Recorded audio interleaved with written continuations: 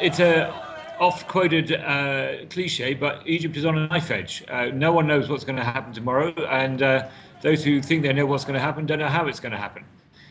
The president, Mohamed Morsi, is in last-minute talks, really to save his presidency with the army, with the defense minister and head of the army, a man he appointed to the job himself only last year, General Abdel Fattah Sisi. The army says it's going to create a new presidential council, suspend the constitution, and then lead the country towards new presidential and parliamentary elections, presumably later this year. And that means Mr. Morsi is out.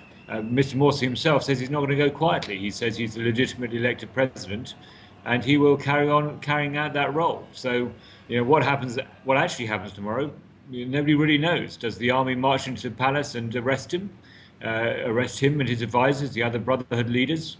That would seem to fly in the face of everything that the revolution of 2011 was about. The reimposition of military rule and locking up people he doesn't like. On the other hand, does he just stay there and carry on issuing orders? There are hundreds of thousands of people still in Tahrir Square. There are protests all over the country. There's also counter-protests on behalf of Mr. Morsi. It's unclear who actually has the majority.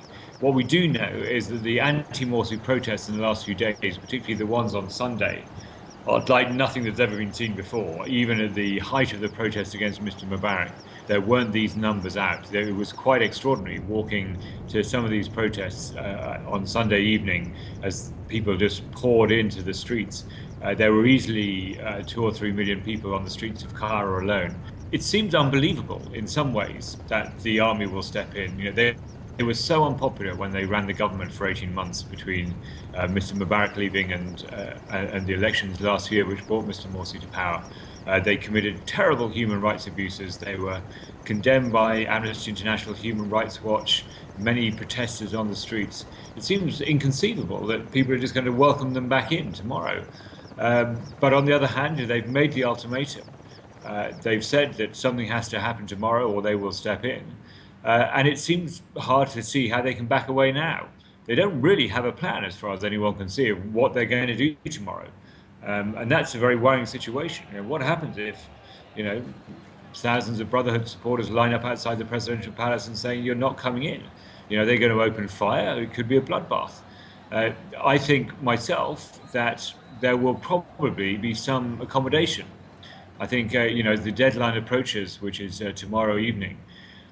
I think we will see some sort of compromise. I think we will see, perhaps, as the army has suggested, an interim council, but with a heavy presence of the Brotherhood on it.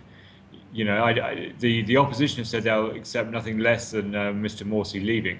But I think a compromise in which he promised new elections, but with a Brotherhood role in the interim, that might be acceptable.